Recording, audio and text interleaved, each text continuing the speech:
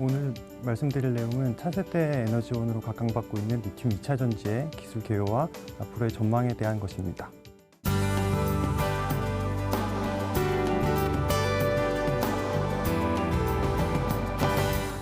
자, 로제타 프로젝트 혹은 로제타 미션, 뭔가를 찾아 헤매는 느낌이 굉장히 강하죠? 최근에 있었던 일입니다. 어떤 일이냐? 로제타 프로젝트는 우주의 기원을 파헤치기 위한 하나의 프로젝트다라는 의미로 만들어진 프로젝트입니다. 2004년에 쐈어요, 이 인공위성을. 그래서 10년간 계속 날아가서 빙글빙글 돌다가 이 해성에다가 안착이 돼요. 그게 2014년입니다. 엄청나죠? 11년 동안 날아가서 달라붙는, 그것도 광활한 우주에 엄청난 프로젝트였고, 그 결과 성공을 했습니다. 로제타 프로젝트는 성공을 해서 실제 이 해성 위에 탐사선이 안착을 했어요. 네이처, 사이언스 이런 얘기 많이 들어보시죠? 거기에서 나온 분석 결과들을 가지고 실제 네이처나 사이언스, 굉장히 많은 이목을 받는 엄청난 많은 연구 성과들을 일으키게 됩니다. 자, 근데 안타깝게 이 로제트 프로젝트가 한계점을 맞이하게 돼요. 이 한계점이 뭐였을까요? 이거예요. 자, 공감이 안 되죠? 이거예요. 배터리가 나갔어요. 겨우 안 쳤는데 12년 동안 날아가서 겨우 앉았는데 배터리가 방전돼서 움직이질 않아요. 자, 오늘의 이야기는 배터리에 대해서 이야기를 할 건데, 지금 갖고 있는 가장 최고의 배터리를 넣은 자동차가 바로 이겁니다. 그랬더니만 한 번 충전으로 갈 수 있는 거리가 170km나 돼요. 엄청 멀리 가죠? 근데 잘 생각해 보셔야 돼요. 만약에 여러분들이 내일 해외여행을 가려고 인천공항에 가야 될 일이 있어요. 그러면 이미 출발했었어야 됩니다. 왜냐하면 대전부터 인천공항까지 200km예요. 30km를 남기고 차가 서요. 충전을 해야 되잖아요. 그러니까 내일 출발을 하기 위해서는 오늘 이미 출발을 했어야 돼요. 이런 차 누가 탈까요? 안 타요. 그렇기 때문에 이게 가장 한계점입니다. 우리가 갖고 있는 최고의 배터리를 넣더라도 안 가요. 안 쓰겠죠. 그렇기 때문에 우리는 적어도 우리가 갖고 있는 배터리가 낼 수 있는 용량보다 적어도 2배나 3배 정도의 용량을 내는 배터리를 개발할 수가 없다면 사람들이 이걸 안 쓸 수도 있겠다라는 생각을 한다라는 거죠. 자, 그렇기 때문에 에너지 밀도를 향상시켜야 된다라는 겁니다. 자, 제가 아까 간단하게 우리가 갖고 있는 최고의 배터리를 넣었다라고 했는데, 그 배터리 기술 중에 우리가 가진 최고의 기술은 무엇이냐? 감히 얘기를 드리면 리튬 2차 전지를 가장 최고의 배터리라고 생각을 합니다. 자, 드디어 관점을 정리하는 오늘의 가장 핵심 문제가 나왔어요. 있다 없다 퀴즈를 준비했어요. 혹시 이거 아시나요? 붕어빵에는 붕어가 있는지 없는지? 몇 살이죠? 3학년이요. 대단하네요. 저 요걸 알아내는데 7년 정도 걸린 것 같아요. 왜냐면 7살 때 정도 돼서 놀라지 않았어요? 그러면 한 단계 더 업그레이드된 문제를 드릴게요.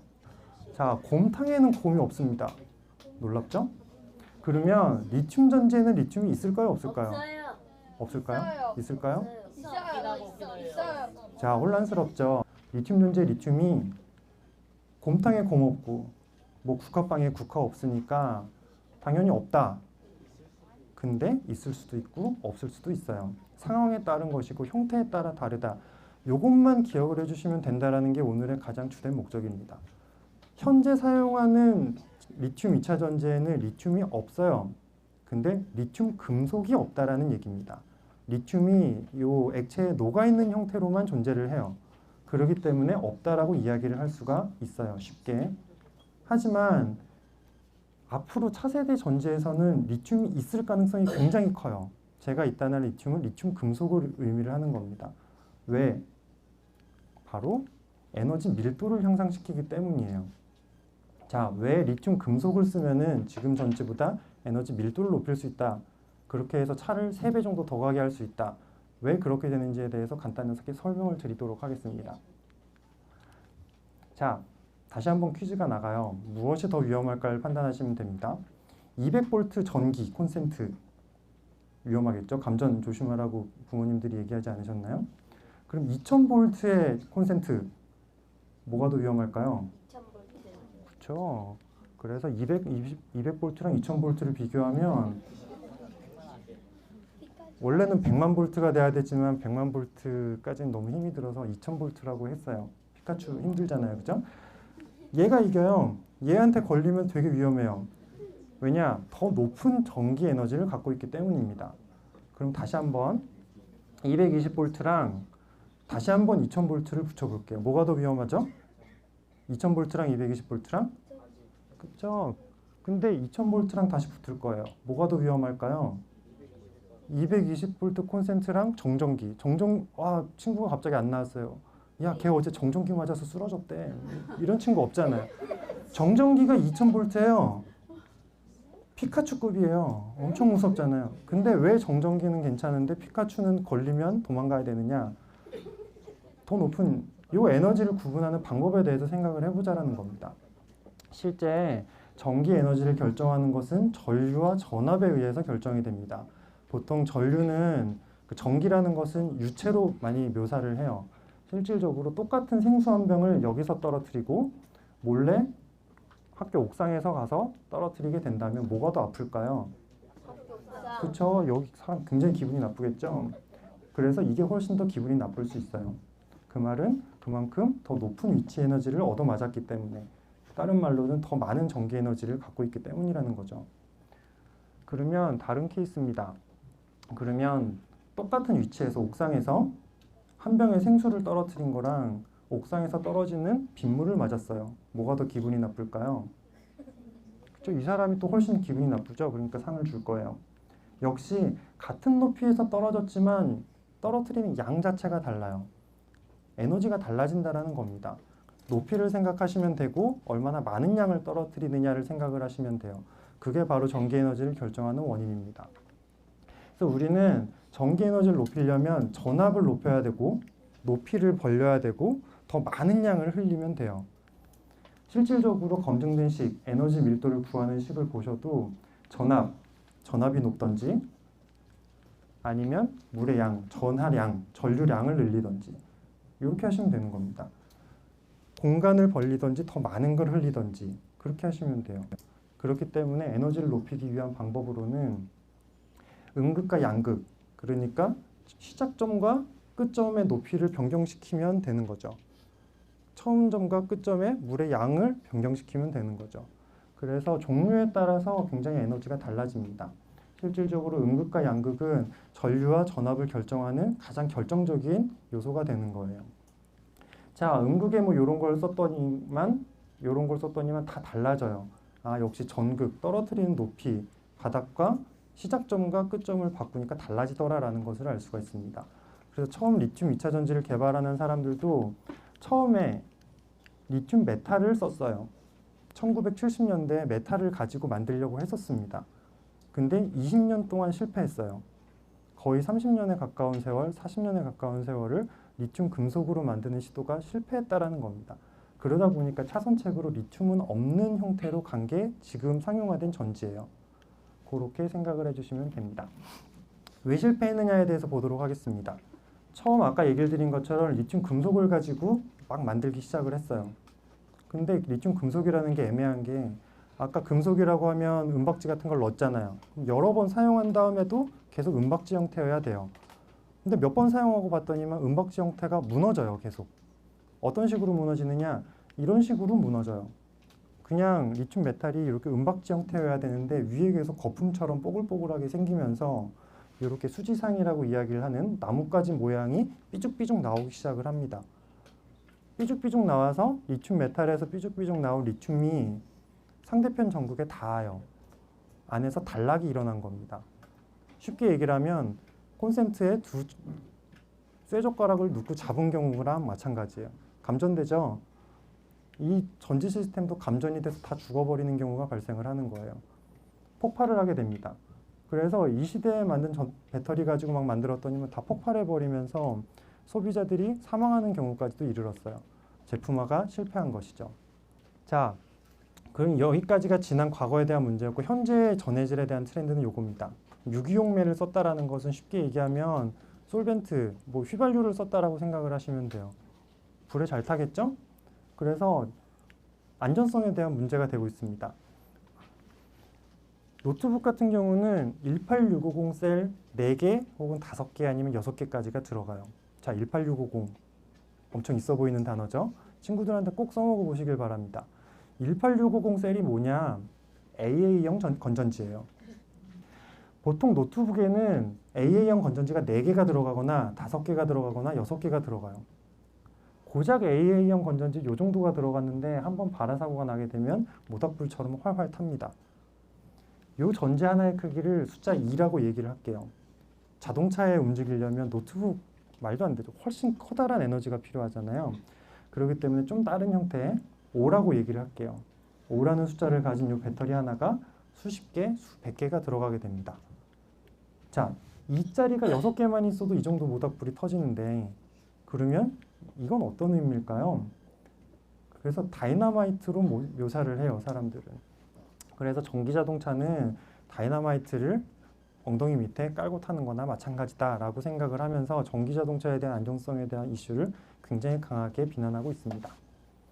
그렇기 때문에 최근 배터리 전해질에 대한 개발 이슈는 어떻게 하면 최대한 안전성을 향상시킬 수 있느냐. 예를 들어 자동차 사고가 났어요. 배터리가 깨졌어요. 옆에 불이 막 활활 타고 있는데 배터리에서 유기용매가 절절절 흘러나려요. 공포영화 보는 것 같죠? 터지겠죠? 불이 활활 나겠죠? 그러면 안 되니까 배터리가 깨지더라도 배터리 내에 고정을 시켜놓자라는 얘기로서 약간의 고분자를 넣어서 이 푸딩, 젤리처럼 만듭니다. 그러면 배터리가 케이스가 깨져도 안 흘러나와요. 훨씬 안전성이 향상되겠죠? 최근에 개발되고 있는 고분자 전해질의 개념은 바로 이 폴리머, 다른 말로 고분자를 넣은 고분자 전해질을 만드는 게 최근 트렌드입니다. 항상 있어왔던 트렌드긴 해요.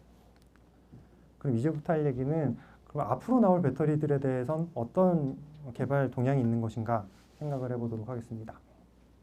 자, 현재 이야기를 넘어서서 앞으로의 이야기예요. 지금까지는 리튬 2차 전지로 충분했어요. 말이 헛나갔죠? 리튬 이온 전지로 충분했습니다. 왜냐하면 사실 차를 움직일 정도로 에너지가 클 필요도 없고 그냥 배터리, 그냥 팩 하나 정도만 갖고 다니면 영화 몇 개 보는 것은 문제가 없었으니까 그동안의 필요성을 못 느꼈는데 바로 자동차 얘기가 나오죠. 지금 가는 주행거리를 2배 혹은 3배, 막 5배까지 늘리고 싶은 거예요.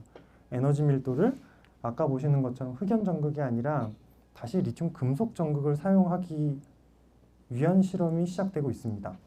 아까 왜 요 리튬 금속으로 가야 되는지는 계속 얘기를 드렸죠. 떨어뜨린 높이를 올려야 되고 흐르는 양을 늘려야 되기 때문에 아래쪽 마이너스 극에서는 리튬 금속이 최고예요. 그래서 리튬 금속으로 갈 수밖에 없다라는 얘기를 하는데 분명히 지금 앞으로의 전망에 대해서 얘기를 한다고 그랬는데 왜 다시 리튬 금속을 얘기를 하지? 라고 생각을 하시는 분들이 있어요. 바로 그 문제가 이겁니다. 아까 얘기를 잠깐 드렸지만 전구 하나를 커기 위해서 오렌지를 5,000개를 들고 다녀야 돼요. 그러면 지금 휴대폰으로 문자 하나를 보내기 위해서 내 책가방에 사과 200개를 짊어지고 다니실 분들 있어요? 없죠? 말도 안 되죠? 지금 세계적으로 하고 있는 것 자체가 자동차를 굴리기 위해서 배터리 7,000개를 쥐고 다녀야 돼요. 분명히 이거 말 안 된다고 했잖아요. 휴대폰 때문에 200개 갖고 다니는 거 말 안 된다고 했던 건데 고작 차 하나를 타기 위해서 7,000개를 갖고 다녀야 되는 게 현재의 기술입니다. 자, 그렇기 때문에 이건 말이 안 된다라는 거예요.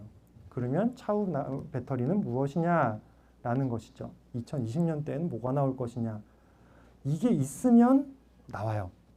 근데 이게 가장 문제점입니다. 아직 새로운 대안이 없어요. 그러다 보니까 대안이 없으니까 혹시 옛날엔 실패했지만 지금은 잘할 수 있겠거니라고 생각을 하는 걸 도전해보자. 그게 바로 리튬 메탈 금속이라는 겁니다. 그런 기분 있잖아요. 분명히 난 수학을 못했던 사람인데 내 아들의 수학 문제를 산수를 풀어주다 보니까 갑자기 잘 풀리는? 그때는 분명히 어려웠는데 그쵸 어머님들? 자, 그 느낌입니다. 분명히 70년대에는 실패한 기술이에요. 근데 이미 상용화를 경험해 봤잖아요. 지금 이 경험을 가지고 다시 70년대로 돌아가면 혹시 성공할 수 있지 않을까? 라는 이야기입니다. 왜냐? 차선책이 없기 때문이에요. 그래서 리튬 금속에 대한 얘기를 하는 겁니다. 자, 최근에 나오고 있는 가장 유명한 배터리 시스템으로는 금속 공기전지라는 게 있습니다. 금속, 리튬도 될 수가 있고요. 마그네슘, 칼슘, 알루미늄 뭐 등등등 다 됩니다. 그리고 플러스 극으로 사용하는 건 놀랍게도 산소를 쓸 거예요. 희한하죠? 그러니까 그냥 이 공기 중에 있는 산소를 가지고 배터리가 막 구동이 된다라는 겁니다. 돈이 절약이 되겠죠. 그리고 환경 오염도 없겠죠. 그렇기 때문에 이 금속 공기 전지가 굉장히 각광을 받고 있고, 자, 볼티지 영역을 보시면 3.4에서 떨어뜨리는 거, 전압이 가장 높잖아요. 그렇기 때문에 금속 공기 전지 중에서도 리튬 공기 전극을 가장 많이 사용하려고 한다라는 겁니다. 자, 이렇게 구동이 돼요. 리튬 금속을 써주시고 플러스 극에는 그냥 오픈 상태예요. 열린 상태예요. 들어오는 산소를 가지고 써먹겠다라는 굉장히 희한한 전지입니다. 정말 특이하잖아요. 이게 왜 좋으냐라고 보시면은 전압대도 꽤 좋아요. 3.4V. 지금 쓰고 있는 게 3.8 정도 되니까 굉장히 유사한 에너지량입니다. 우리가 사용하고 있는 상용화된 게 360이라는 에너지를 갖고 있어요. 리튬 배터리 하나가. 근데 요거를 쓰면은 6000까지 끌어올릴 수가 있어요. 20개 갖고 다니는 효과예요. 하나만 들고 있으면. 에너지가 그 정도로 증가하면 당연히 좋은 배터리가 되겠죠. 그래서 공기 전지를 많이 하려고 노력을 하고 있습니다. 자, 그리고 두 번째로는 가장 많이 각광받고 있는 건 당연히 리튬 메탈을 사용을 하고 반대편 전극으로는 황을 쓸 거예요. 황, 성냥 여러분이 쓰실 일은 당연히 없겠지만 성냥 끝에 묻어있는 황 아시죠? 굉장히 싸요. 그리고 왜 더 싸냐라고 생각을 하면 우리가 아직은 휘발유를 쓰고 있으니까 휘발유를 원유로부터 정제를 할 때 엄청나게 다량의 황이 생산이 자연스럽게 될 수밖에 없습니다. 정말 싸요. 그래서 뭐 100kg당 뭐 3,000원 뭐 이런 거밖에 안 해요. 정말 싸잖아요. 그걸 갖다 와서 배터리를 만들었는데 지금 갖고 있는 전지가 낼 수 있는 에너지가 360밖에 안 되는데 황을 갖다가 만들었더니 2,600까지 끌어올릴 수가 있어요. 그것도 정말 싸게 좋은 전지죠. 그렇기 때문에 사람들이 굉장히 노력을 하고 있는 중입니다. 자, 그래서 아까 다시 한번 얘기를 드리면은 뭐 네이처, 사이언스 이런 얘기 하잖아요. 그런 논문들에 리튬 메탈 금속을 적용한 뭐 리튬 금속 전지라던가 리튬 황 전지가 굉장히 조명을 받고 있다라고 이야기를 하는데 이게 바로 아까 말씀드린 지금 기술의 굉장히 어두운 점이라는 겁니다. 뭐냐면 아까 굉장히 창의적인 것처럼 2011년, 12년에 막 나오면서 붐이 일어나고 있는데 실질적으로 리튬 에어가 처음 보고된 거는 96년도예요. 그리고 리튬 황전지가 처음 보고된 것은 62년도예요. 그러니까 그동안은 다 실패해서 쓰지고 않고 있다가 차선책이 없으니까 다시 끄집어낼 수밖에 없다는 굉장히 암울한 이야기라는 거죠. 그래서 그냥 등장이라는 느낌보다 재등장, 재부각이라고 생각을 해주시면 됩니다. 근데 분명히 아직까지 검증된 게 없어요. 왜냐하면 70년대의 리튬 금속 기술은 이미 실패했던 기술이 맞았고 실질적으로 이 양극에 대한 플러스 극에 대한 공기 전극과 황 전극도 이미 실패한 기술이었어요. 다시 하면 잘할 수 있을까? 청사진을 갖고 그런 희망적인 마음을 가지고 긍정적인 마인드로 가고 있다라는 겁니다. 자, 그래서 저희가 가장 찾아야 될 답은 바로 요거죠. 2020년도에는 무엇이 있을 것이냐. 여기에 대한 결론은 아직까지는 잘 모르겠으나 희망적인 의미를 가지고 연구를 할 수밖에 없고 여러분들이 만약에 과학에 대한 꿈을 갖고 계시면 특히나 배터리에 대해서 관심이 많으시면 요걸 잘 염두에 두셨다가 뭔가가 개발이 되면은 여러분의 이름이 제 발표 자료에 포함될 수가 있습니다. 그래서 다시 한번 정리를 하면 이제 답을 할 수가 있을 거예요. 붕어빵에 붕어는 없다. 지금 여기서 놀라시는 분들 있는데 붕어빵에 붕어 없어요. 붕어빵에 붕어 없고 리튬 전지의 리튬은 자 있다 없다? 라고 물어보시면 있을 수도 있고 그렇죠. 고마워요. 자 있기도 하고 없기도 하다. 자 왜 그런지 다시 한번 생각을 해보면 요거죠. 음극 바닥면에 있는 것을 흑연전극이라는 걸 쓰면 리튬 금속이라는 형태는 없어요. 이온만 존재합니다. 녹아있는 상태만. 근데 바닥면에 있는 것을 리튬 금속을 써주면 메탈이 존재할 수 있다라는 얘기가 되는 거죠. 그리고 두 번째, 검색을 하시거나 아니면 여러분들이 전자기기를 보면 이런 단어들이 이제 굉장히 많이 보일 겁니다. 아는 만큼 보여요.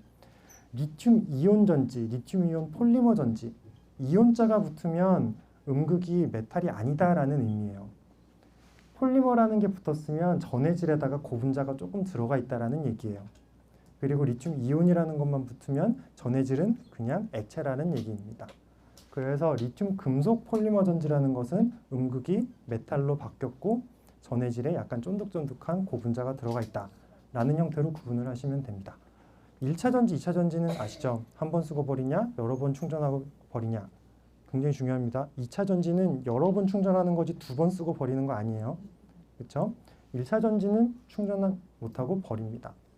자, 그런 개념만 아시면은 처음에 제가 이거 시작하면서 말씀드렸던 뭐 이제 다양한 미디어에 나오는 리튬 관련된 다양한 기술들 구분을 하실 수가 있을 것 같고, 그리고 왜 이런 역사가 진행되는지도 쉽게 이해를 할 수 있을 것 같아요. 자, 제가 여기까지 준비했습니다. 네, 감사합니다.